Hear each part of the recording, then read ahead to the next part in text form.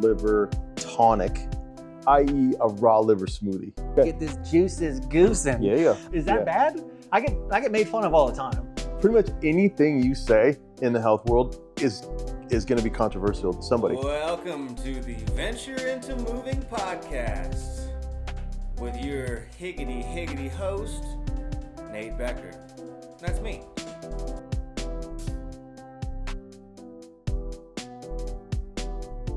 Let's start now. Coach, Okay. good to sit down with you today, Tim. Yeah, for sure, Nate. Yeah. So normally we end the day with a podcast with the Fast Five, the 5 questions that we're just going to lightning speed. Yeah. Let's start with it today. Okay. All right. I'm going to get you fast in. All right. So what's a weird habit actually, hold on. Let's introduce you real fast or we just jump into this. Okay, cool. What do you do at Coach Tim's Healthy Meals? What is it? Yeah. So we make fully prepared, healthy, whole food based meals. We package it in Pyrex containers. It's glass? No plastic. Yeah. And then we get that out to the community. Either we deliver or people pick it up from us. Is that what I just ate? Yes. So you just had our pot roast from this week, and you had our tom kha Thai soup, which were 2 of our main dishes. Did I starve you my teeth? No. Yeah, I know. We might be like burping a little bit and getting things out of our teeth. So that pot roast, delicious. Like, I'm a big fan. But that tom kha, I'll be going back for more. Thank you. For sure. That's great. It's probably the best tom kha I've ever had. I mean, it might be a little like Americanized, but dude, I loved it. Cool, man. Yeah, I love cool. that tanginess you got to it. Yeah, our lead chef in Hood River, he developed that recipe for us. And what that means is he had to make it at home a couple times, making it for him and his wife. Yeah, and his friends. And whoever wants to come over and sample. And then he has to come into the kitchen and we have to make it for, hundreds of people. And so it goes from making maybe a quart at home to making 120 quarts in the kitchen. So when you go from doing one, family size serving to a village size serving, are the ratios the same the whole way up? Like, is it 1 pinch of salt and then now there's 100 pinches of salt, or how's that work? Yeah, well, that's a good question because we're not 100% scientific on that. We don't have real detailed recipes. We have a pretty good idea of the main ingredients, but some of the side ingredients like kefir lime leaf, lemongrass, fish sauce, we're like, well, we got to do this to taste because fish sauce is something that not everyone loves. Yeah, and if you go just a little bit too much, yes, you can have a little bit too little and go, I just need fish sauce. But if it has too much, now you can't eat it. Yeah, exactly. And some people love the authentic, like, give me a bunch of fish sauce, give me a bunch of heat, give me a bunch of Thai pepper. And then other people, they don't like any spice, they don't like any fish sauce. And so you have to kind of find that medium ground. Yeah, you're making for more than your whole family now. You're making for a lot of people. So you're going to have to live up to that type of taste. Right. More general. But your food tastes so good, though. Thank you. I'm not blown away. I knew it was going to be good, but I just got done eating it and I feel good. Well, thanks, man. And that's great because that's the first time we've made that Thai soup. Oh, really? And so to know that you're loving it. The passed the Nate test. That's great, dude. I really appreciate that. Good. Well, hop into the Fast Five real quick just to get this juices goosing. Yeah. All right. So what's a weird habit you have that you swear makes you better at business?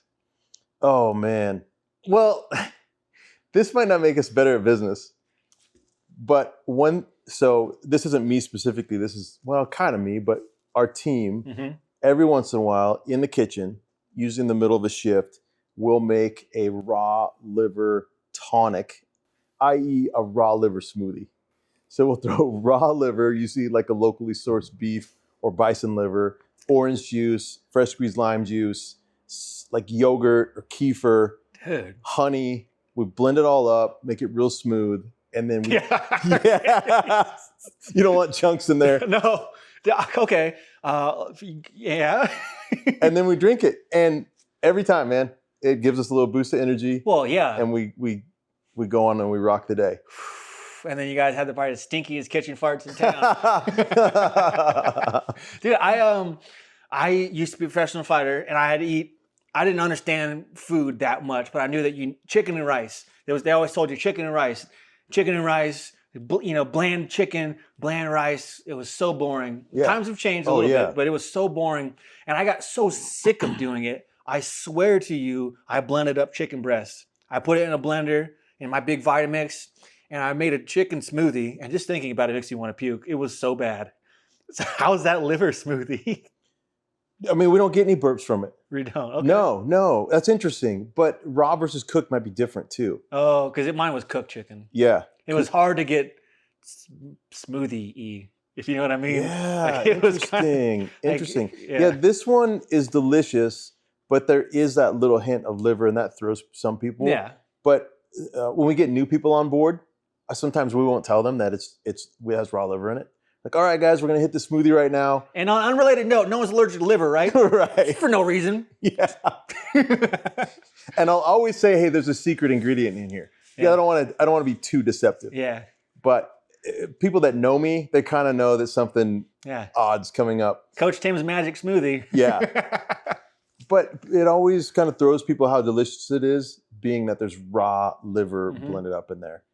Dude, I'm a fan of that. I got to try that someday because I've been really trying to get to eating the whole animal, probably minus the brain. But some people eat brains. Yeah. I get weirded out by like the little microbes that could live in there, and it is. I get creeped out. Anyway, the next one. So, if your business vanished tonight, what would you build tomorrow morning?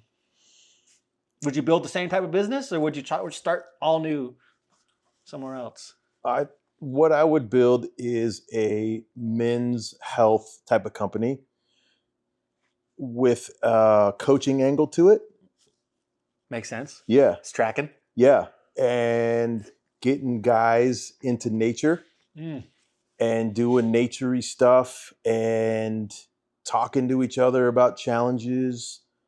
That makes sense. I got a buddy who does men's breathwork retreats. That's awesome. Yeah, and he's all about it. Yeah. It ain't cheap though. I'd love to go do it one day, but I don't get the friend discount. We would incorporate, like, that's definitely something that I'm a little bit passionate about like as well. Holotropic breathing or whatever. Yeah, it's breath work. I've got a buddy, Adam, up in White Salmon, and he's got a breath work business, and I've been to many of his classes, and I love it, man. So it would be like, get out into nature, do some breath work, do some woodsy stuff, do some hard stuff like rucking, maybe cold plunging. Well, men, everyone, I think I can only talk from as a dude. I'm a dude. Dudes, we need to do hard work, and we need to be able to be around other dudes and like talk freely without worrying about the women or worrying about this or that. And we also need a place to like express ourselves. And I think that's like the world, America at least, like we're lacking it right now. It feels a little bit anti-men because men's been, kind of ruining things all over the place. Yeah, the patriarchy. Yeah. But I think we kind of might have swung too hard the other way. And it's not that it's hard being a dude, but it's like you can't just talk about your feelings because you're a sissy now. Like you can't just. There's no time to put on a heavy backpack with your broski and go do anything. It's not. And it's both things. Like you got to be able to talk about the hard stuff. Yeah. And feel the feelings, be emotional. Yeah. Right. But you also need to also do hard things. Yeah. Like both those things have to happen. We can talk about it when we're cutting a tree down or something. Yeah. Yeah. Well, that's what I found. I went for a ruck this morning with a buddy. 7 o'clock. A ruck. So a ruck means you put on a heavy vest or a heavy backpack. You just carry something heavy. Dude, ruck that. I think maybe you have like a name of your next business. Yeah. Ruck that. Yeah. Nate's rucking. No, I don't know. and you go for a hike. Yeah. And you can go around town. You can go on trails. You can go out in the woods. Oh yeah. Whatever. I see you animals half jogging up South Sister with like a bulletproof vest on or whatever. Like, yeah, they look like bulletproof vests. Yeah, I know. Yeah. Yep. I see you guys and it's like, what are you? Dude, I'm just trying to have a good day and you're rucking? Yeah. Yeah. That's cool. It's great. Yeah. And so we're rucking, but then we're also talking about what's going on in our lives at the same time. It almost seems like you thought about this enough that you might do this in the future, kind of start something like this. Yeah. And it's even something I could do soon. Okay. It's been something I've been doing in my life. Mm-hmm. And just to take that next step and just have a small men's group, or Dude, I'd be a customer. or even just a ruck group. You Yeah. know, and it's like, hey, you want to be part of the ruck group? It's $10 a month. Yeah, the ruck You know, arounds. just pay for admin stuff and whatever gear. Maybe some people don't have vests. You buy some vests. Yeah. You buy some packs. Yeah, I don't know. I'm a fan, dude. Yeah. I'm down. I know a few guys too who are kind of missing that men's circle who would really be, to love to do that. So anyway, next one. So Okay. what's something you believe about health or food that some people disagree with, or most people disagree with? Yeah. Well, as you know, like the health world, there's all kinds of opinions and things Dude, going on, right? have you ever been on YouTube? Yeah, exactly. So pretty much anything you say in the health world is going to be controversial to somebody. Okay. But I think maybe one of the things that's controversial is, well, I've got a few things, but Hit 'em. one of the things I think of immediately is that people say moderation in everything. Mm. And I don't believe that. Okay. I don't believe that moderation in everything works. Okay. Moderation in some things you shouldn't have anything, you shouldn't have any of, Yeah. and some things you should have a lot of, Yeah. right? Yeah. So the moderation in everything doesn't work. No, and I don't believe in work-life balance. There's a lot of things that I don't really believe in, okay. because it's to get anywhere in this highly competitive life we live, you're going to have to be out of balance for a little while. You're going to have to tune everything out and get your ruck on. You just have to like put that rucksack on, or whatever you call it, Yeah. and do the task that needs to be done, and and just be blind to the rest of the world, maybe for a few months or a year. Yeah. So yeah, I'm on the same page. That's right. Sometimes you just got to burn it up. You got to go hard. What do you feel about? So the way I eat mostly animals. So I eat eggs, I eat meat, and I try to stay away from almost everything else. And I barely eat vegetables. I barely eat fruits. Like I'm mostly carnivore. I'm like a bear. Like I eat meat and I throw in some berries here and there or whatever. Yeah. Is that bad? I get made fun of all the time. I don't think it's bad. I think it's great. Okay. Do you feel good? Is your energy good? I think I feel good. I feel better than when I eat the way I really want, which is Snicker bars all day long. Oh You know yeah. what I mean? Yeah. Just like 4 Snicker bars a day, please, king size. Yeah. Yeah. But yeah, that doesn't. I don't feel good if I had donuts. I don't feel good if I've had sugars or heavy carbs. But I feel great when I eat, half a steak, and I'm good until much later in the day. Yeah. I've experimented with that diet. I shouldn't say I've experimented with it. I've been doing that similar diet on and off for probably the last 4 years. Okay. So I'm also carnivore or animal based, as some people call it. Fruit. I'm okay with fruit. I have a lot of honey. Dude, I got I got sick at the beginning of the year. Yeah. I didn't get sick at all in 2025, not once, until December 28th, and then I got just dead sick.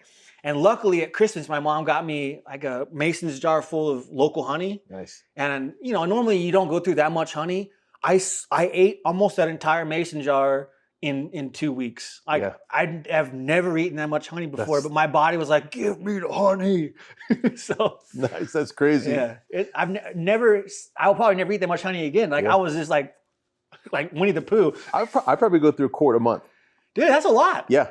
Yeah. That's a lot. I've got a quart in my cabinet right now. Where do you get your honey? Coffee in the morning. I put it with, sometimes I'll make like my breakfast this morning was braised short ribs.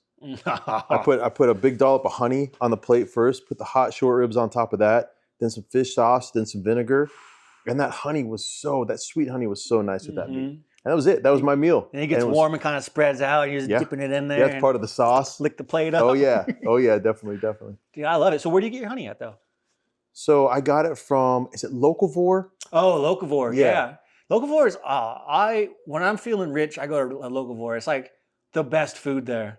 Yeah. I love it there. But it's like $10 for a gallon of milk, but Yeah. it's worth it, man. You drink that milk compared to like the Dairy Gold milk or whatever the name brand milk is. And it's like, geez, this is white water. Give me the good stuff. Yeah. Yeah, I need to be able to shake that jug, get the cream going. Yeah, you get that fat floating on the top. Oh my gosh.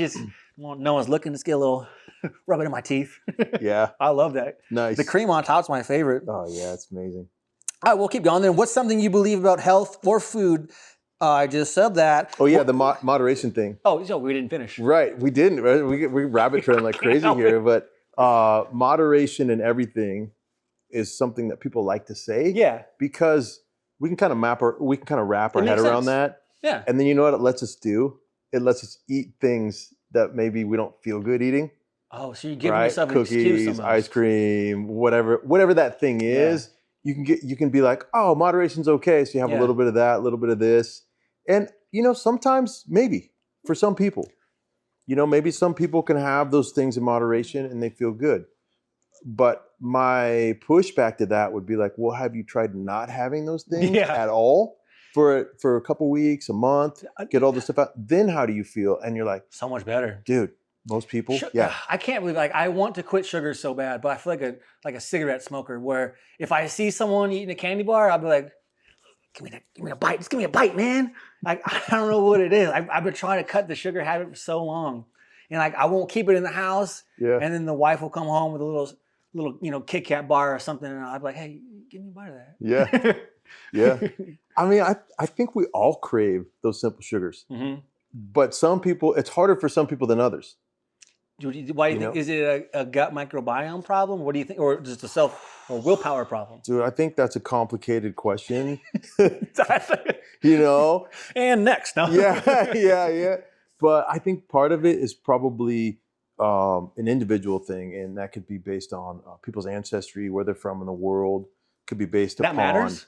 I think so. I think if you're... if you're from ancestrally from some place that had more sweet stuff, how are we doing right now, technically? Oh, dude, everything's looking good, smelling good. We're 10 minutes in, baby. Okay, we're flying. We're flying, dude. We got all the time in the world. This is all you today. This is Coach Tim's Healthy Meals. Dude, all right. We're gonna shoot the jargon. Good. But I have a good follow-up question to your everything in moderation. Okay, let's see. What we're talking about sugar and why some people crave it more than others. Dude, I'm gonna jump around too much on you. That's fine. So that's fine, man. I'll try to bring us back, but I jump around too. So the listener right now could be a little bit distraught with how much we're jumping around. So the sugar thing, you're right. It could be based upon gut microbiome. Mm-hmm. Like, how's that doing? How many bacteria in the gut are there to eat sugar? Yeah. And then when you don't have sugar, they're screaming at you because they're starving, right? Mm-hmm. That's the theory.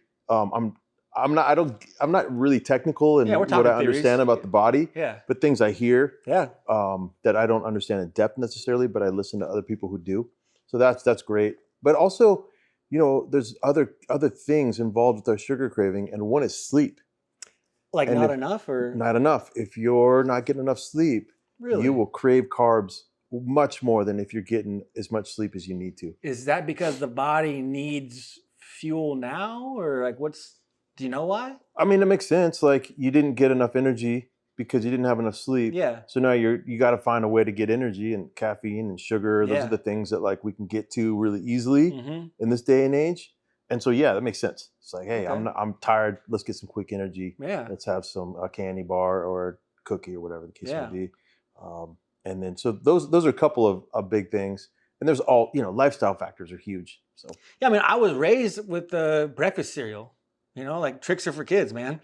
So, and if it's nature versus nurture, and I was nurtured with Trix cereal. Yeah. So, I mean, it's kind of a habit, I guess. Yeah. That was a hard habit for me to break. I don't eat breakfast cereal anymore, but it was like well into my 20s, I would eat a full bowl of Captain Crunch. My mouth would hate me, just cut up in there from the razor blades they put in it or whatever that is, But what is your guilty pleasure or meal that doesn't match your lifestyle or doesn't match your image? Yeah. Oh, many. Like, there's a lot of stuff I enjoy that doesn't fit the mold, so to speak. But I would say ice cream is the big one. Dude, if you make ice cream at home, it's not that bad for you. Like, if you make it at home with good 2 ingredients or whatever, 3 ingredients, like, that's cool. I don't see that as nearly as bad as the frozen dessert we buy in an ice cream box. Like, it doesn't even say ice cream on it half the time, Like, I don't know if you noticed that, but I used to deliver Budweiser, and I would always hang out with the Breyers or Dryers guy, one of the ice cream guys, and he'd say, "Look at this. It doesn't even say ice cream anywhere on the box. It's frozen dessert." I went, "What the heck?" He goes, "Legally, you can't call it ice cream. There's no cream in it. Yeah, there's probably no milk product, right? Yeah, yeah. It's just vegetable oils and sugar and propped up to look good. Yeah. Okay. That's crazy." So what's the best compliment a customer has ever given you? That's the last one of the Fast 5. I'll give you a couple scenarios. One is not meal subscription based, and the other one is years ago as a private chef, I was cooking for this couple on a regular basis, and they asked me to cook for a party for them and two other couples. Okay. It was me and another chef, this guy Steve, Okay. we've done some stuff together. Well, I had just gotten back from Wyoming from a fly fishing trip, Oh. but on this fly fishing trip, I had also hunted, and I had harvested a couple of white-tailed deer, Okay. 2 does. Which, by the way, in Wyoming, even as out-of-state resident, I couldn't believe how cheap it was to buy a tag. Is it they're just like invasive or just overrun or There's yeah, exactly. There's just so many deer. They're like, and I think it was like 40, 50 bucks. Mm-hmm. And so I got 2 tags just in case I had the opportunity to get 2. And I did. So I got 2 and brought them back. My brother helped me process both deer. Well, anyways, I had this private chef gig maybe like a day or 2 after I got back. And so I took some fresh tenderloin to this gig, and we put either raw or just barely seared tenderloin, and we made an appetizer out of it, and a moose bouche. I think I'm pronouncing that right. Yeah. A moosh bouche? What is that? What is that? I probably butchered the pronunciation. People make fun of me all the time because you can cook good, but you don't speak so good. Yeah, these technical like high end like chefy terms. I don't. Yeah, it's French for like mouth teas or something like that. Okay, of course it is. Yeah, the French. Yeah, and basically we took this almost raw Wyoming deer piece of tenderloin and we put it on. God, I don't remember if it was a little cracker, a little chip, but the whole thing was from scratch. Like, probably just melted in your mouth too. Yeah, and we had a little bit of like an herb from their garden and maybe a little piece of arugula or something. But anyways, we started the meal with that. Of course, there was a little sauce on it. And they told us it was the best thing that they'd ever tasted in their lives. And coming from a couple that was affluent, they've traveled the world, they've been to the Michelin star places. Yeah. That was pretty cool. Yeah. That is, I mean, but how do you get better than that? I mean, you just got the deer, you pulled stuff out of their garden, right? Yep. Like, come on. Yeah. That's perfect. Exactly. It's a little bit of skill and a little bit of just having the best ingredients you could possibly have right there. You just put them together. Plus, I feel that a lot of the flavor of the food comes from the eyes. Like you judge the food, you look at it like, oh, this looks good, and you eat it expecting delicious, and then it's either going to highly disappoint you or it's going to live up to its look. But if you have the same food, but it's kind of mushed and funky looking, your mind's going to be like, this is, nah. Yeah. And even if it tastes the same, but like, yeah. Yeah. That's what I found. Yeah. And that's definitely something we try to do with the meal subscription. And by the way, everybody, this is one of our bags. This is Coach Tim's Healthy Meals on it. And then it's falling over because it's full of Pyrex. This is what we put our food in. Glass Pyrex containers of various sizes. I know we're rabbit trailing here a little bit, but whatever. If people are like, what is going on with that bag? What's this thing falling off the couch? Yeah, it's trying to tip. Yeah. Maybe put it down here. Full of them Pyrexes, baby. Yeah. And this is like an insulated bag, right? Insulated bag, keeps food nice and cold, and it's nice and rigid. And so when you have this business, do you bring it to people's front doorstep or? Yeah. So we'll deliver it. Right now in Bend, delivery is the only option. Eventually, we'll have a pickup location. Okay, but you make it all in Hood River? Yeah, we're making it all in Hood River right now, and then I've got a crew that delivers and gets people their food up there. Yeah, and then I drive Ben's food down here and deliver same day that they're delivering up there. Nice. Yeah. Man, I'm a fan. I can't believe that beef, that stuff you gave me today. You said it was made a couple of days ago or whatever. Yeah. It tastes. We made that Sunday. It tastes so fresh and so good. The thought we get in our head is that subscription meals are going to be like Factor or the other big name ones. Like, but this is different. It's like like grandma just made it. Yeah. It's so much more fresh than one of those companies. I actually was talking to someone recently who helped a startup like Factor get going, and he said the size of the kitchen and the size of the facility had to be so massive in order for them to make money at scale. And like their margins are tiny, and they've got to just be like just so scientific and so detailed in the way they're portion cooking. it out proper. Yeah, yeah, and it's all going through machinery, and it's not even culinary at that point. It's just like so factory based type of food. Factors Right? Factory. Yeah, Factors Factory. Oh, geez. Don't steal what's Factor. Yeah, really hammering on those guys right now. But one thing about us is we're local. So we have a kitchen in Hood River. We just bring the food down here. And long-term what I'm going to do is have a kitchen in Bend and have another crew down here. So we have Hood River rolling, then we'll have Bend rolling. And so that the food is made down here, and then ingredients can be sourced from here as well in the season. Yeah, of course. Like right now, there's not a lot of local vegetables, right? Yeah. But in the season, spring, summer, fall, we can use some local vegetables, make food with Bend food, and then get it out to the Bend people. And that's what's so much different about these like HelloFresh type of businesses is they're getting their food from all over the world at as cheap as possible. It's just Cisco or whatever. Yeah, right. Yeah, yep. You know what I mean? and we just use organic vegetables. We use locally sourced meats. Yeah. And putting together the meat is great so product. important to me. Like I don't want meat from somewhere else. I don't want meat that's been mistreated.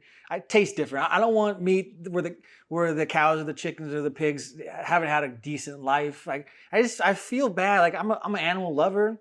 I love to eat animals, but I want to make sure like, look, I don't want you tortured your whole life and then just for me to eat you. I want you to do your thing and then be well taken care of. And I think it transfers to my plate much better that way, personally. Yeah, I agree.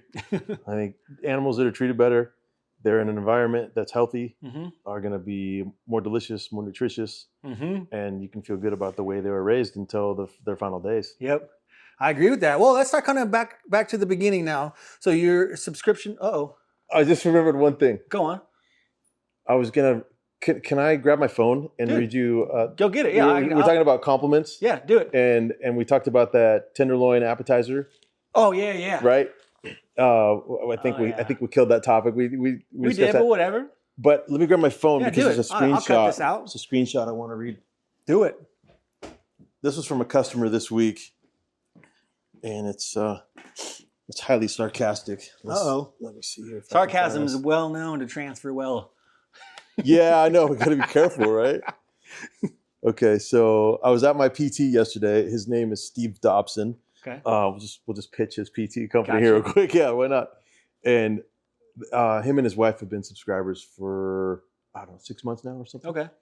And he got this text from his wife earlier this week, and she said, "Tim's soup is terrible. Don't bother eating it. I'll take care of it." Yeah, that's the kind of, I like that. This is trash. I'll take care of it. Don't worry about it. I got this. yeah, exactly. Yeah, and that's why I'm gonna go home with some of your Tomka. I don't want you to be eating that. Yeah, I appreciate that, man. Anything. Okay, so like I was saying, in the beginning, or what you do is you guys make all this food and you deliver it like on a subscription basis, right? Yep. So what was like day one like? What was the early days like getting this off the ground? It seems like it had to be a slow start. Yeah, it was. Originally, I would go into people's kitchens. Let me back up. Let me back up even before that. Dude, I'm way back machine. Let's go. Yeah, so this was like 10 years ago, 12 years ago. I was a health coach. And I was coaching people. We'd sit down like this, and I'd help them with nutrition, energy, sleep. All this stuff. Lifestyle, relationships, all that stuff. Right? And then every once in a while, someone would ask me to cook for them. Hey, can you come into my home and cook for me? Oh, so like come over and cook. Yeah, and stock my fridge full of healthy food so I have healthy food for the week. And I kept saying no to that. And the reason I said no to that is I didn't want to be doing too many different things. I wanted to really focus on the health coaching and make that work versus doing too many things, getting spread out. And maybe this is a piece that we could expand on later about people starting businesses and how you can get too spread out. Yeah, understanding your own boundaries. Yeah. There you go, boundaries. So I was like, no, I'm not going to do that. I'm not going to do that. And then finally, a friend of mine, Karen, she said, "Hey, my dad, just retired airline pilot. He really needs some nutritious food. His health is failing." And she said, "Would you cook for him?" And I sent her an estimate. I said, "Okay, this is how much it's going to cost." Ain't gonna be cheap. Yeah, exactly. She says, "Fine. He's a retired pilot. He's got plenty of money. No problem." She said, "Come cook for us." Yeah. So I started cooking for them, which felt great, helping my friend's dad out. Yeah. And then I started basically cooking for both of them so she could have some food. I mean, you're he could have extending some his food. life, right? That's Yeah. your food is medicine. Anyway, you're saying. Yeah, exactly. And then also providing him a better quality of life while he's still alive. Yeah. Right. Giving him energy, Mhm. giving him something to eat that's delicious. And that's a whole nother rabbit trail, talking about what people in their later years start eating, especially when they start going into assisted living and stuff like that. That's what we're gonna call this podcast episode. We're gonna call it Rabbit Holes. Yeah. Nice. Is it rabbit hole or rabbit trail? Well, that's another one, huh? So she's the one that helped me get started cooking Yeah. for people. And then I got a second customer, and then a third customer, and then a fourth customer. And I think I maxed out at about 5 customers a week cooking in their home before I changed my system. But 5 a week, that's gotta be, it had to have been exhausting. It was a little bit tiresome going from place to place, on my feet a lot. Different pots and pans, Different- different yeah. layouts. Yep. Yeah. Exactly. You have to get to know someone else's kitchen. Yep. And then it's not efficient first couple times, and you Mhm. get it efficient. And then they're like, "Okay, well, Tim, we appreciate this, but we don't need your services anymore." And then you go find someone else. You got to relearn that whole thing. So same customer, Karen, who Mhm. helped me get started Yeah. originally, she said, "Tim, why don't you just do this all in a commercial kitchen, cook for all your customers in one day, and then they can pick it up or you So go deliver it." she invented your company for you. Yes, dude. Yes. Thanks, Karen. Yeah. Good idea. Yeah. Shout out to Karen McAdam. Yeah. Also CrossFit coach and business owner up in Hood River. Oh, nice. Yeah, CrossFit Viento. What's Viento? Viento is Spanish for wind. Oh, really? Yeah, it's Okay. really windy up in Hood River, That makes sense. Yeah. and so course it is. that's a theme up there, right? Sweet. Yeah, all the wind sports. So then what we started doing is started making everything in a commercial kitchen, and I say we because right out of the gate I hired a friend of mine, Jake, who's a great chef. Jake Mick lives in Bend now. Okay. I guess I followed him down here, and we started cooking together, and we're doing it in a commercial kitchen, and so we could do all 5 customers in basically one day. They come pick it up, and now we have a new business model, Yeah. right? You fell into it almost, right? I mean, you did. Yeah. Well, we had to find a commercial kitchen, and we had to develop some systems to make that work. Yeah, but And- like you fell into Coach Tim's healthy meals. Like you were Yeah. doing something different, and then Karen came by and was like, "You should think about doing this." Yeah. You're like, well, "That's a damn fine idea." Yeah. So I like that you were able to go on the fly and take someone's offhanded advice and go, "Actually, that's damn good advice. Yeah. I'm gonna do that." Yeah. Karen had some other ideas too that were kind of interesting. Okay. When I did, she had said I should do a shirtless cooking channel, like YouTube cooking channel. I mean, when I rolled up, dude, you didn't have that shirt on. I'm telling you, we should have finished the whole podcast with this shirt off. We got a lot better numbers. Well, I appreciate that, man. That's really Sir. nice. It's really nice. By the way, just for context, it's a beautiful day here in Bend. It's like 60 degrees. It's sunny in the middle of It's February. snowing outside. Yeah. That's right. Don't come here. And so I was outside on my back porch with my shirt off. You need that. We're soaking in the vitamin D. Yeah, Like, exactly. Exactly. it changes your another rabbit hole again. But the vitamin D Yeah. that the sun gives to you, it augments your mood. Like Oh, yeah. it'll completely turn me into I'll be in a good mood. Give me 10 minutes outside in my undies or whatever, and I'm gonna come back inside happy. Like Oh, it's yeah. almost like a drug. Yeah. You know? Yeah. And what's cool is we're finding out that the sun is more than just vitamin D. Oh, really? Yeah. So the sun, when it hits your eyes, it does all kinds of stuff to your body, all kinds of stuff to your neurons, hormones. It sets Good. your circadian rhythm Uh-huh. so that you have more energy during the day. You fall asleep at night. You sleep deeper. You sleep better. I mean, the sun provides so much for us. Yeah. In fact, somebody told me, some dirty hippie told me that sunglasses were one of the worst inventions because of what you just said there. And then I thought, all right, patchouli smelling son of a gun. And then now you're bringing it up. That's confirming what he said. So, Yeah, all right. you got to let that sunlight into your eyes. And windows, you have windows in your home and you have a like nice bright home maybe, and you think I'm getting the sunlight. But from what I understand, it's like 1/50th of the intensity that you need. Oh, really? And so let's say you need 2 hours of sunlight in your eyes every day. Let's say you're not staring at the sun. No, we're not gazing. Right, right. I hear some people can do that actually, and I don't know about that. I'm skeptical, but if you're in your home all the time, even if you have a lot of windows and it's really bright, skylights, all that stuff, you're not getting the sun you need. You have to actually go outside. Through your windshield doesn't work. Through your sunglasses, because most of the time it's like UV 100. So there's no UVs getting into me. Yeah, technically speaking, there's no UV getting through. Yeah. There's not enough of that real sunlight getting through into your eyeballs. Now, the other thing is though, if you're outside all the time or you're driving a lot and you have that bright light coming in all day long, I don't know if that's good for you. I mean, I saw Columbus went blind. Christopher Columbus, he went blind in his later life because of being on the boat, staring off on all his voyages, staring into the sun. Interesting. Yeah, he went straight blind in his late and crazy. Yeah, but anyway, another story. Yeah. And the other thing is like, what else was he doing? Was he like on those voyages? Was he just sipping rum and hammering, cane sugar the whole time? Oh, good point. I mean, yeah, the cane sugar, that was a big, yeah, you're right. Yeah, they talk about the scurvy situation back in the day when sailors would get scurvy as they were going down and getting sugar cane from Jamaica, somewhere in that area. And then they're bringing it back to New York. It was getting made into rum. And then I believe that rum was going to Europe. Okay. Now, I could have these details all wrong. Yeah, he's a chef. He's not a historian. Yeah, right. But they would get scurvy. Yeah. And they blamed the scurvy on lack of vitamin C, which it sounds like it was true. But I believe one of the reasons they were being depleted is because they were just hammering cane sugar on their way up from Jamaica. And then on their way to Europe, they were getting down on the rum. Just drinking cane sugar. Both things just leach nutrients from your body. Right.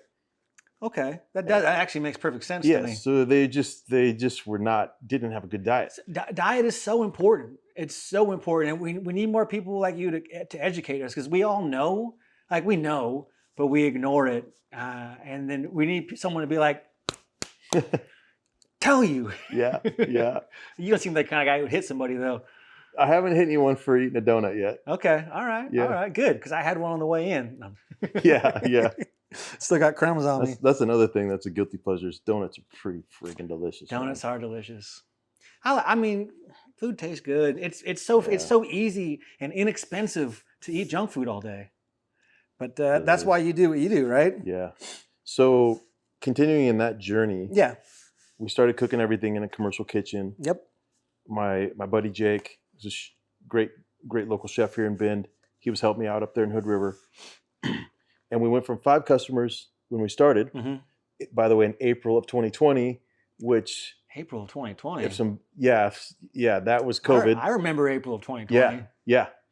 So we started that month. I had everything lined up, ready to go. And it was like, oh man, we're all on lockdown now. Should I continue on? Should I just not do this business? We moved forward with it anyways. And as you know, packaged food became very important during COVID because people couldn't go out. And so that was actually probably helpful. Yeah, it was a little blessing curse. Yeah. It was stressful to start a business at the beginning of COVID. I started my business in April of 19. Oh, so right. We had a little bit of going, and then the first year we're like, all right, we're going in now. Lockdown.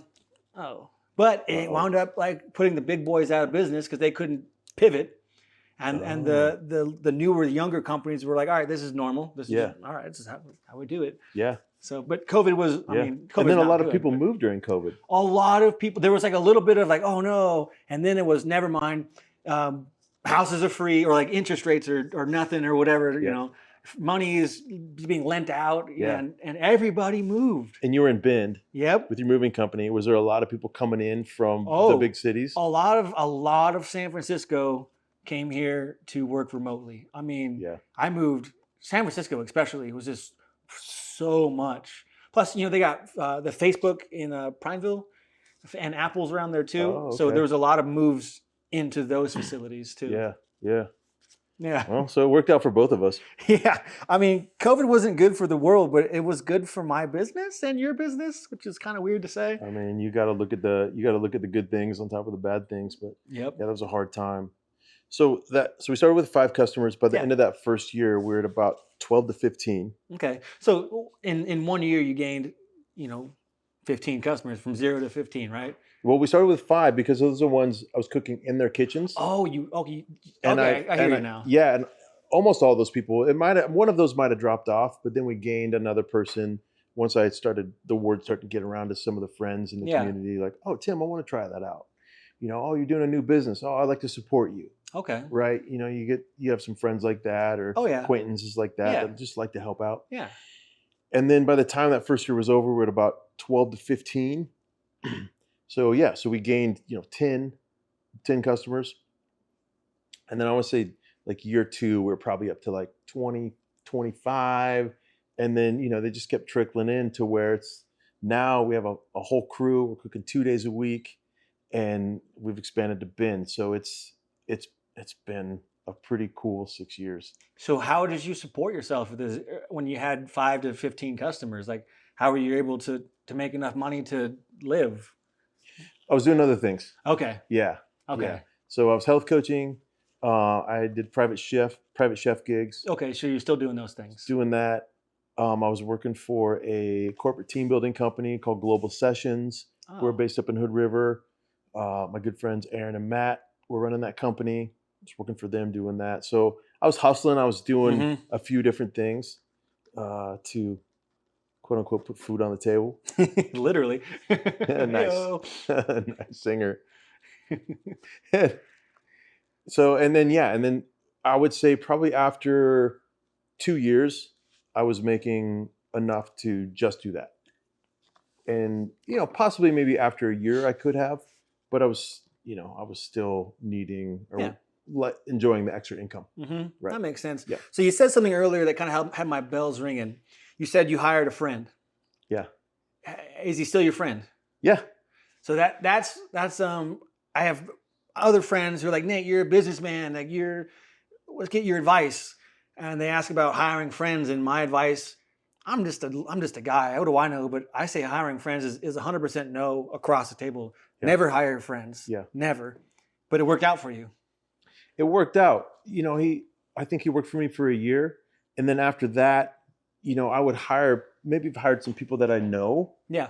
That's a little bit different. And we weren't like best friends. We weren't hanging out every day. Didn't know each other from childhood. You know what I mean? Yeah, I hear you. Right. So I think there was a little more professionalism, a little more balance there. Yeah. In that relationship to start off. Yeah. with. When you meet a friend as an adult, that's different than making friends as a kid into adulthood. Like if you have decades with somebody, then it's hard to be their boss. But if you've known them kind of off and on around town, that's a little different. Exactly. And it was a little more like that.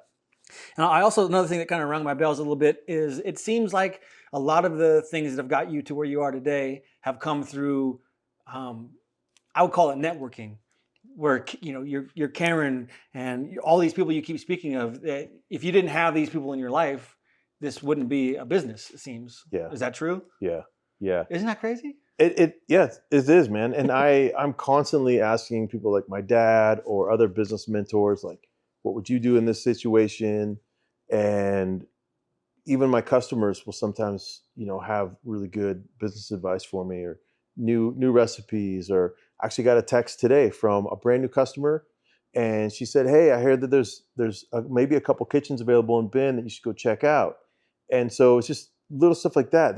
It's crazy how helpful community is. I met you at a networking place. Yeah. What was that? I think it was at Bend Business Networking, BBN. Yep. I think BBN. That sounds right. I think it was that. Yeah. Mm-hmm. And you stood up and you gave your 45 seconds and 1 minute talk. And I thought, this is somebody I'd like to talk to again. And then I randomly ran into you in a sauna. Yeah. So, it's perfect. Yeah. You keep running into me with my shirt off. Yeah. I'm good at what I do. I know how to track a man down. So how much is this too okay to ask? But like, how much? I'm scared of doing something like this because Coach Tim's Healthy Meals sounds expensive. When Factor is the same thing, I know it's not, but it's a lot. It doesn't cost like nearly as much. So is it expensive? Can can you put a price tag on vitality? That's a little two-part question. That's great. That's great. I would say yes, it is expensive, but it depends on who you're talking to Yeah, relative. and how much they value healthy local food. If someone values healthy local food, it's not expensive because they're already paying this much or even more. Right? And you're saving them X amount of time that they may or may not have.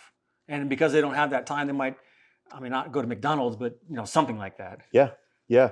That's right. There's the shopping time. There's the plan. Well, before the shopping time, there's what am I going to get? What am I going to make? Dude, it's hard. And then you go shopping. Yeah. And then you buy too much because you're hungry. You buy too much. Then you get, then you see the bill for all that food. Then you go home, you stock the fridge, and you're like, okay, I'm done. But you're not done because now you have to prep all those vegetables. You have to prep all that meat. And don't let it go bad. You have to cook it all. You got to do it before it goes bad. And then you got to package all that. And then you put it in your fridge, and then you're set. And that's great. And some people get there, and it's awesome. If people are disciplined and they get that done, that's rad. Yeah. Because that's the way you should live. Yeah.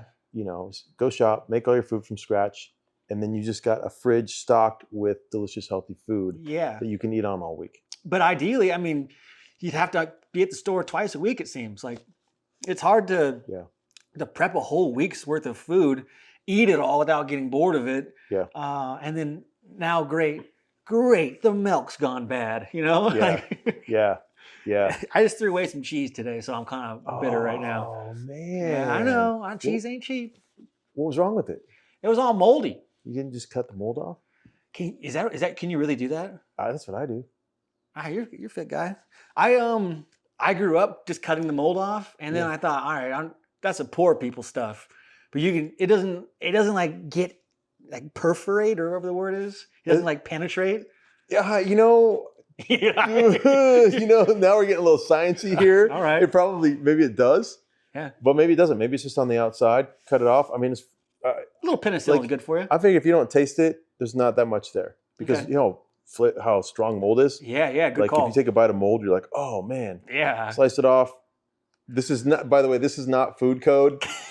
It's not what we do in our kitchen. It's what I do in my personal kitchen when I eat my own food. I just cut the mold off. All right, I'll start cutting the mold off. Okay, so you do meal prep.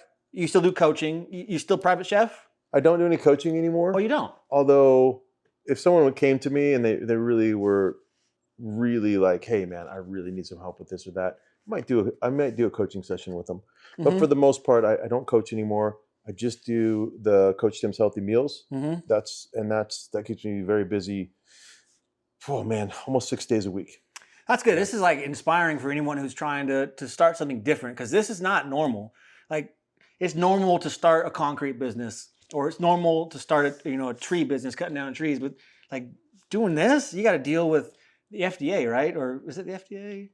Here it's the county. The health inspector? Department of Agriculture. Okay, Department of Ag, yeah. Yeah. So you have to jump through those hoops, and it's not easy. You got to get you get inspected. You got to keep up on it. You make any mistakes, and they're gonna punch you like you did to me when I had that donut earlier. Yeah. So it's tough to get involved in food. Yeah. It doesn't seem like there's a lot of people who are looking to really do that. So that's an amazing thing. Thank you. Yeah, but if someone else is trying to do this on their own, like start their own Coach Tim's Healthy Meals, and they're in their first 30 days, what would be something you would recommend for them to do, or a habit for them to form in the early part of the business, so that they can blossom into kind of what you've been doing? Oh man, that is a great question. Because without a healthy foundation, Well, before we started, we were talking about how you have an idea and you want to do something, but you get in your head, or you think about all the things. Analysis paralysis. Yeah, you think about all the bad things that could happen. Like, what if I go out of business? Like, what if this? What if that? What if someone sues me? Blah blah blah. Right. So, obviously, just get started. Just do the first thing and get going. And honestly, that's a big weakness of mine, is I get that analysis You're a smart guy all the time. It's a smart person problem. Yeah, well, thank you. Oh, that's a great spin on that, man. It is a smart person problem. It is. It truly is. I don't have it. Yeah. That's great, dude. It's my superpower. I've told you. It's like I used to get punched in the face for a living. So like, there's the brain cells that are there. They fire about 20 minutes too late. So. Yeah. But anyway, yeah. I would say first 30 days, just keep going. Just do it. Just do it. And then just, you're at that point you're learning because you had a plan, hopefully, a semblance of a plan. It doesn't have to be perfect. Yeah. Don't make your plan perfect. No, it's not going to be. Have a semblance of a plan, right? And talk to some people who are smarter than you, who have done business before. Yep. Then they're going to have some advice for you, or they're going to be like, "Hey, do you have some goals?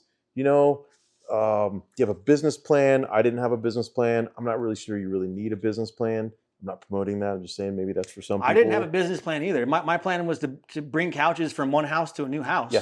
And shake hands and get money. Yeah, and you're like, what do I need? I need a truck. I need a truck. I need someone to help me. I need these big muscles. Yeah, and then you're like, you ask some people who knew about like laws and all that stuff. That was year 3.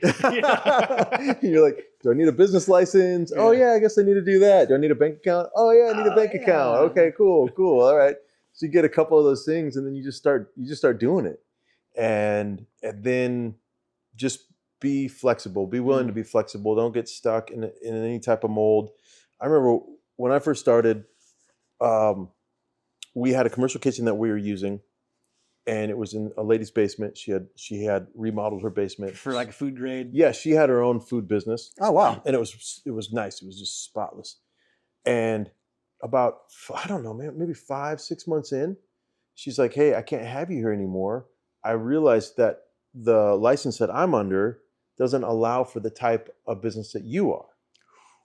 So, and she said, I would need to update this and do this. And she's like, it's not worth it. Yeah, it's not worth it, right?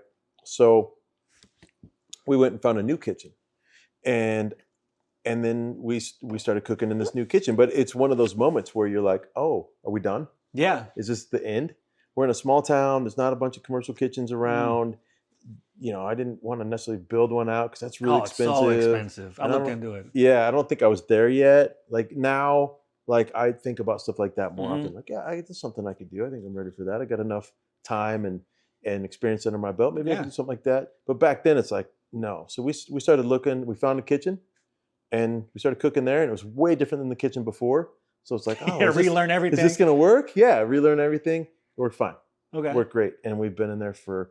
Now we've been in that kitchen for 5.5 years. Oh, wow. Yeah. Your business has been around 6 years?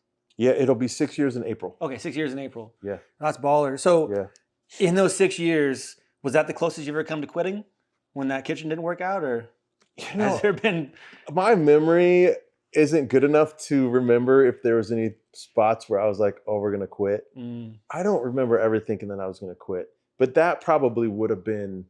If I could remember that far back and my what it was like, that would have been one of those times where it's like, okay, well, maybe we're done.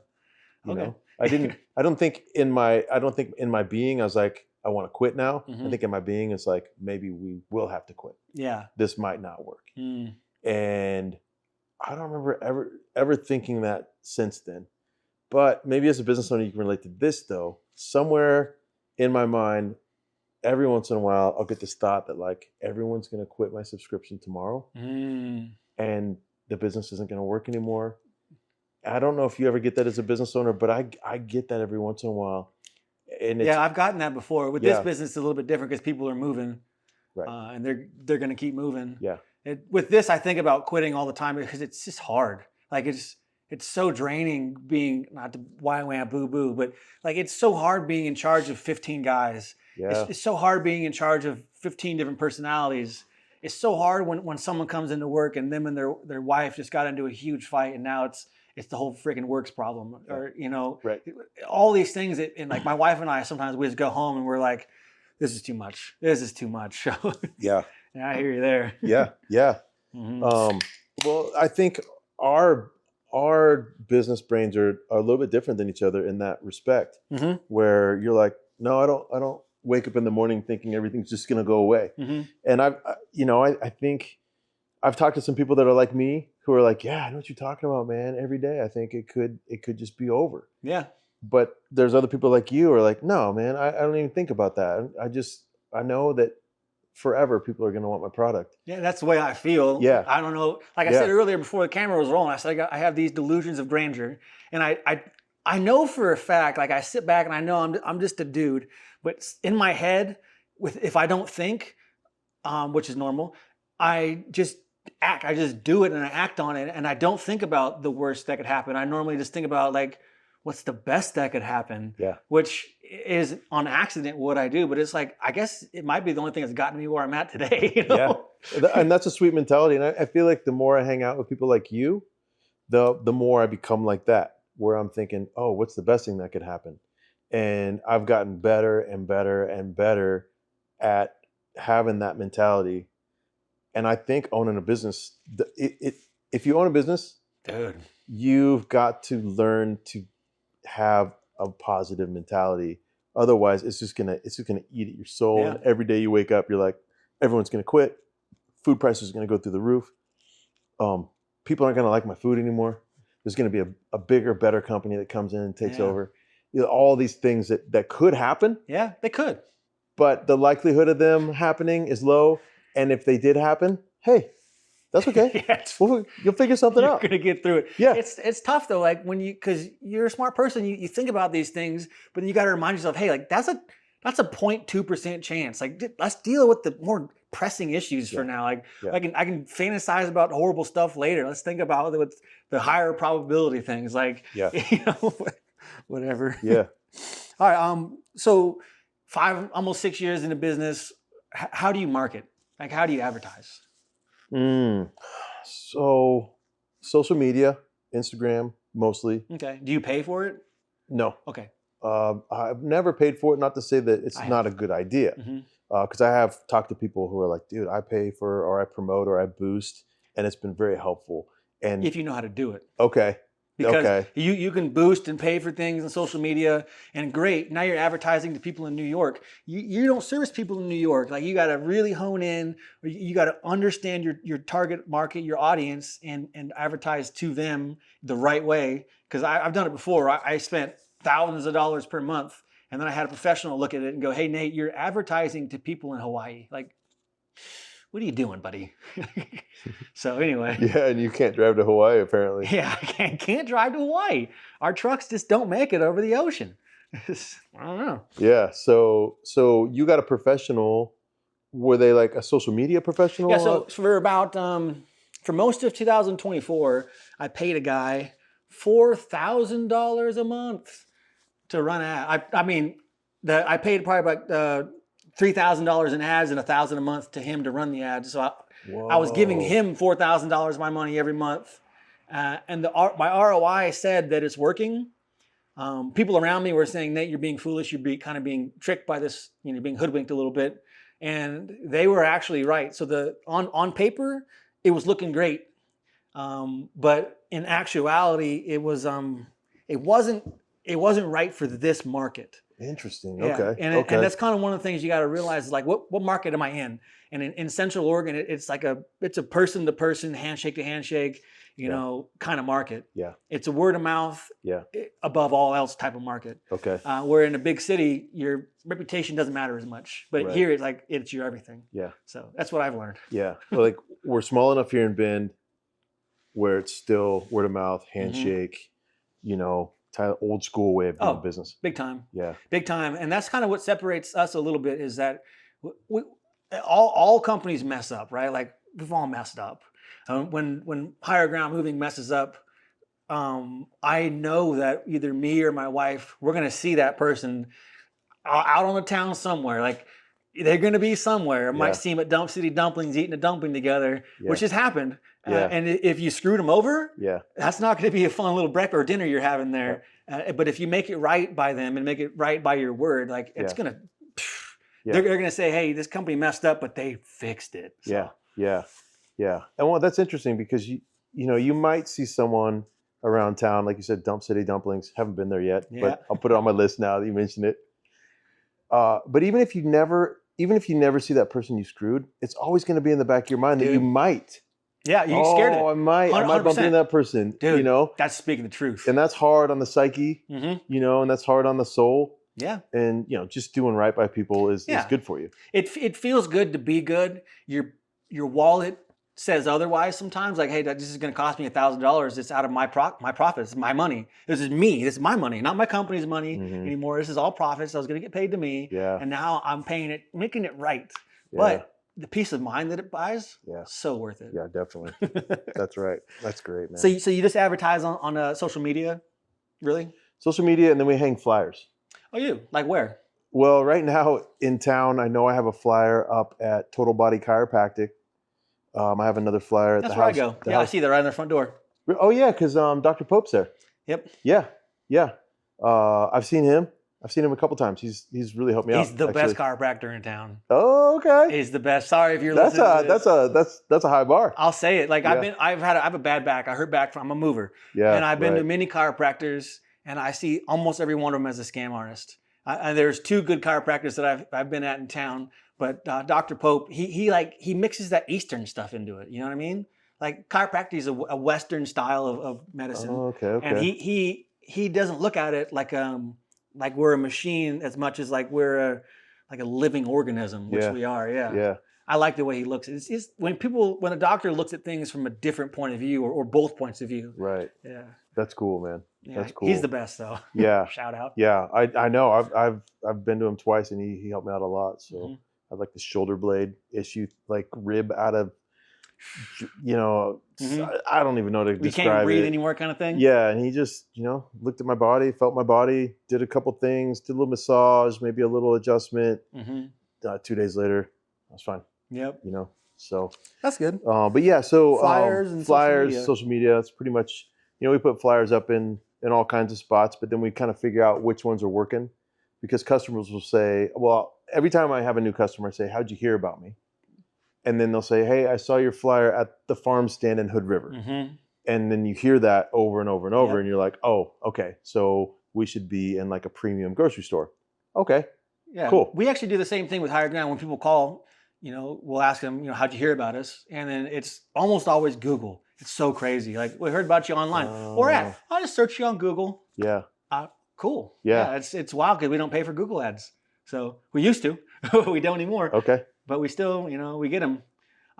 Sweet. Do you care about your online reputation as well? Because obviously you care about your in-person reputation. It shows. What about your online reputation? What is that exactly? Like, do you care about? Do you post a lot on social media? Do you have a website? Do you try and get reviews from your customers to kind of build up your review base? Or we probably should have.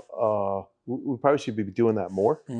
But yeah, we post the menu and pictures of the menu every week, and then every once in a while we'll do like, hey, it's our 5-year anniversary. Have a picture of the crew, or hey, this is our new, assistant manager Curtis. We haven't done that post yet, but we need to do that post. We just have a new assistant manager, and he's been kicking butt. Shout out to Curtis. Curtis, what up, Curtis? So we do posts like that, but there needs to be. I feel there needs to be more content. One of my friends, Nika, she helps me with social media stuff. She's really good at it. She's built a big following of her own over the years. Content's key. It's so key right now. And but social media for me is like not second nature. For some people, it's second nature. For me, I don't mind being in front of the camera. I'm decent at it, and I'm decent at taking pictures. But just that connection of getting it onto Instagram or onto Facebook, just plus it kind of feels fake pulling your phone out and talking to this rectangle in front of you. Yeah, it's weird. I do it every day, and every time I'm like, hey. Okay. Like, so every day you're doing something on social media.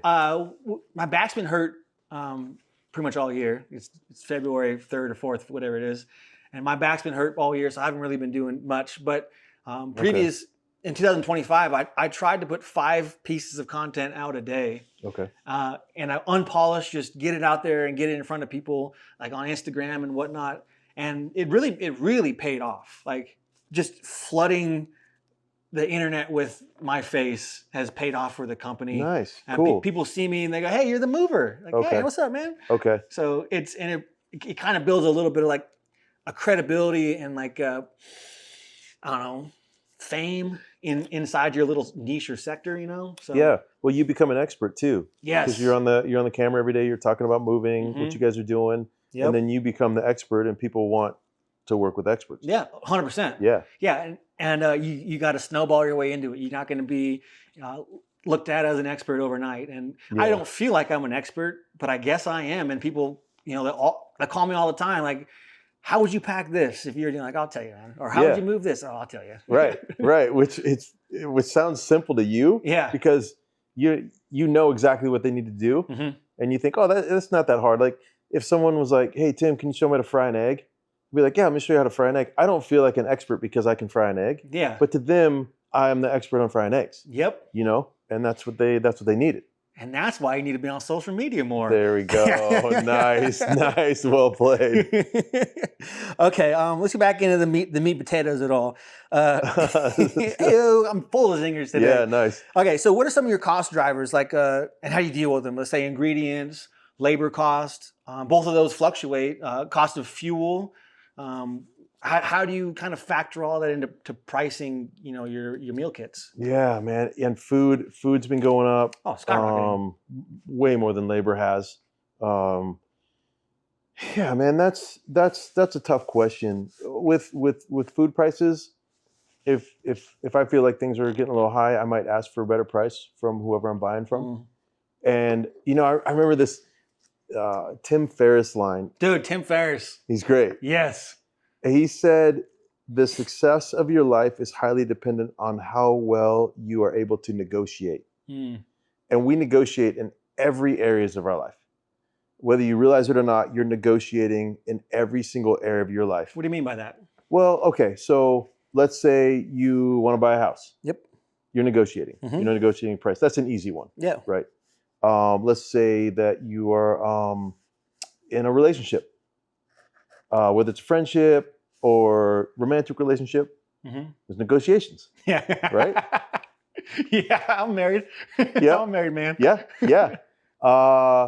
And maybe some more simple things would be like, okay, so let's say that you want to be a member at a contrast therapy studio, like doing cold plunge and sauna. Okay. And I'm bringing this up because I'm a member at one. It's called 541 Social Club. Okay. Here in Bend. Gotcha.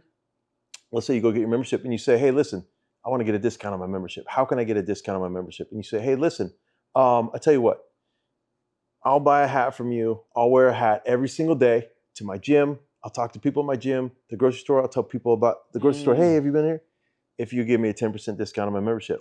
Okay, real quick, not to interrupt. Yeah. But if you were on social media, you would have hat on. Exactly. See? I will go on social media. I'll post your company on social media. So that's a negotiation you could have with anyone at any time. I like that point of view. To save a little bit of money. And that goes into all areas of life, right? Buying a car, etc. So your success is highly dependent upon your ability to negotiate. Okay. And that, of course, that comes back to business and back to the point we were talking about is food costs. Yep. Go to the people you're buying food from and say, hey, listen, I'm buying this much food. Do you think you can give me a little bit of quantity discount?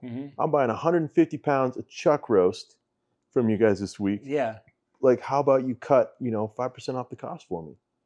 And then maybe they say no, but maybe they don't. Maybe you save $100. Yeah, exactly. Right? Let's go back to what's the worst that can happen versus what's the best that can happen. Yeah. All right, what's the worst that can happen? They say no. What's the best that can happen? You get a 10% discount. Yeah. Like, no brainer. Yeah. Let's just do this. Yeah. Yeah. That's good. And then with labor, I think labor is different because you don't necessarily have, There's still a negotiation. There's still a negotiation, but I think with labor is you can help somebody do a better job and be more effective and more efficient, and then that's how you cut that. So if you're cost paying down. them hourly, but you help them be more efficient. Yep. Now that hourly, you're still paying them, $30, $20 an hour or whatever. Yeah. But now they're doing, $40 an hour worth of work. Right. So let's say you have someone and they're at $20 an hour, and then you teach them to be 25% more efficient, and then you pay them 10% more. Right. So you're giving them a raise. But they're 25% better at their job. Yeah. So you capture that. Yeah. You still got 15% Right. good stuff in there, whatever the math is. Exactly. So, and you have to do that as a business owner because you have to pay yourself. Yeah. A lot of guys, they think I'm going to spend all this time and all this money training up Joe just for Joe to maybe quit in 2 years. And then, but then also the flip side of that coin is if you don't spend the time and energy on Joe and he doesn't quit, now you got slow Joe as who's your longest tenure. Sorry to all the Joes kicking over here. And by the way, we just had some technical issues. So we just had to take a quick Tom Cobb break. You know what I'm saying? All right, so let's wrap this puppy up. Let's talk about expansion. okay. You're expanding into Bend. Yeah. You can't just keep going from Hood River to Bend. Like that's not feasible, right? Like Yeah. you can, but you're not gonna, right? You're gonna expand. Is that your plan? After Bend? Like you're expanding into Bend, like getting your kitchen into Bend, and instead of doing Hood River to Bend, outward, you're gonna maybe have something in Bend stationary, right? Right. So we'll keep Hood River going. Yeah. Have a kitchen up there and a crew up there. And then we'll start a kitchen down here, which I had lined up. Yeah. And then that kitchen sold, and that whole property and building sold, and they're not using it as a kitchen anymore. Weird, because you had all that kitchen stuff in it, right? Like it'd be weird to not use it in the kitchen. But I guess maybe they're just like, hey, there'd be a better business for this spot. Mm-hmm. And so now I'm looking for another kitchen. I have found something in Redmond, but I'm working with Department of Ag, and they seem to think that it's not going to work. There's too many people in that spot already, possibly. And so we're still looking for a spot, and Bend would be great, or somewhere just on the outskirts of Bend would be awesome. Is the Bend food guy still John Harang? Do you know that guy?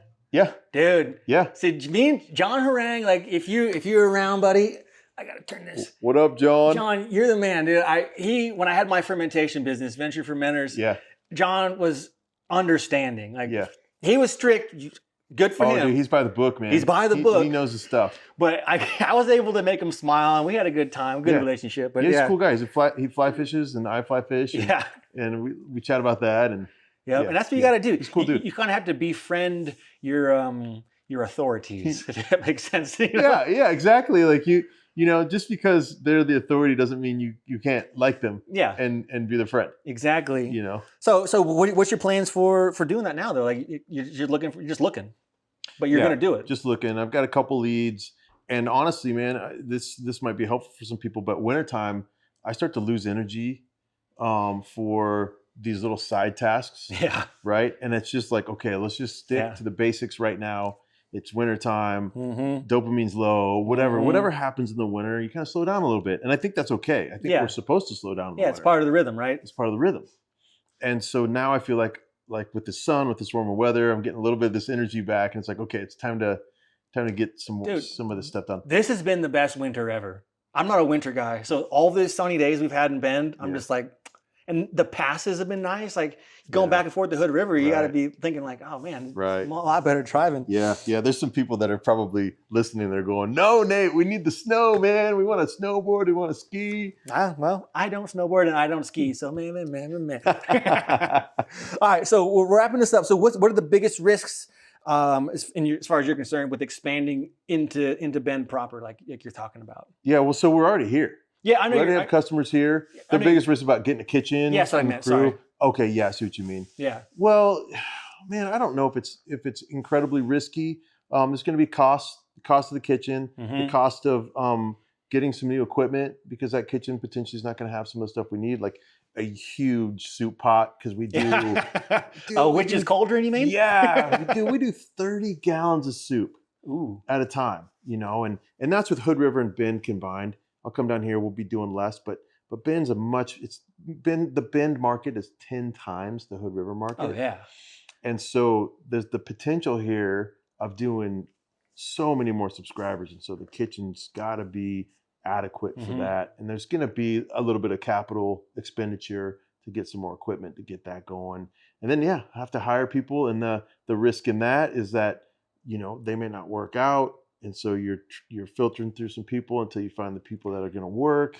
I can already tell. Like, I mean, this podcast isn't a huge thing, but I know that someone listening to this is going to be like, "This is a good opportunity for me. I'm gonna hit up Tim." Yeah. And I'm telling you, like Central Oregon, you already know this, but we are so close knit. You can't get away from anybody here. Yeah. I guarantee you this is going to lead to something good. That's I cool. can already feel it. Well, if there is someone looking and they're looking for a cook job, a chef job, and they like making healthy food, Mhm. and they hustle and they can cook fast, and they want to make an impact on the community and use local resources and local food, then yeah, hit me up. Hit me Yeah, up. dude, I'm in love with that. All right, so what are the next 12 months? We'll say from January 1st, which is already February, but from January to December, what are your plans In this next year. in this year right now? Yeah, this year we're gonna get a kitchen here in Bend. We're gonna get a crew going, and we're gonna break away from that Hood River kitchen. Mm-hmm. That kitchen setup, Yeah, it's so cool. We've got an assistant manager. Those guys are ready to roll. So it's all Bend this year. It's getting Bend going, hitting the subscriber numbers, and just getting settled in here, man. Okay. And really enjoying this area and cooking food for a ton of people in Bend. Beautiful. I love it. Well, we'll kind of end on that. So how is somebody going to be able to be a subscriber? They listen to this podcast and they go, I want to try this out. How do they get a hold of you? Yeah. Go to the website. There's an order button, order Bend button on there. Mm-hmm. And then there's just a real fast form. It says, what's your name? What's your email? What's your phone number? What size meal package do you think you want? You don't even need to fill that in. Hit send. I will call that person on the phone, ask them a few questions, make sure that they have all the information they need, and I'll take the order right over the phone. We're old school. There's no online store. You do all the ordering through me. We'll get you set up on the subscription, and then it just comes every week. It's auto-charged. It's simple. It's easy. You have healthy food in the fridge every single week for you and your family, and you're feeling good. Yeah, you got a new customer in me. So what's the website? CoachTimsHealthyMeals.com. I should have guessed. Yep. CoachTimsHealthyMeals.com. You can find us on Instagram, Facebook. What's your social media tag? Is it Coach Tim's Healthy Meals again? Or? Same thing. Coach Tim's Healthy Meals. Sweet. Yeah. That's good to hear. You know what? Actually, thanks for sitting down with me, Tim. Heck I really yeah, man. appreciate it. Thank you, It's been Nate. fun. We can probably go for another 3-4 hours, but that's all we got today. It's been a blast. Appreciate you. All right. This has been the Venture into Business podcast. And until next time, venture on, my friends.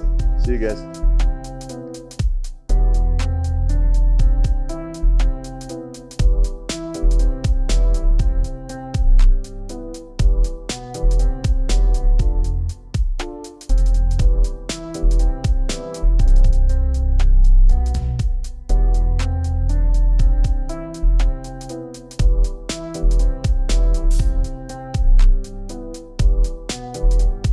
Yeah, I know we might be like burping a little bit and getting things out of our teeth. So that pot roast, delicious. Like, I'm a big fan.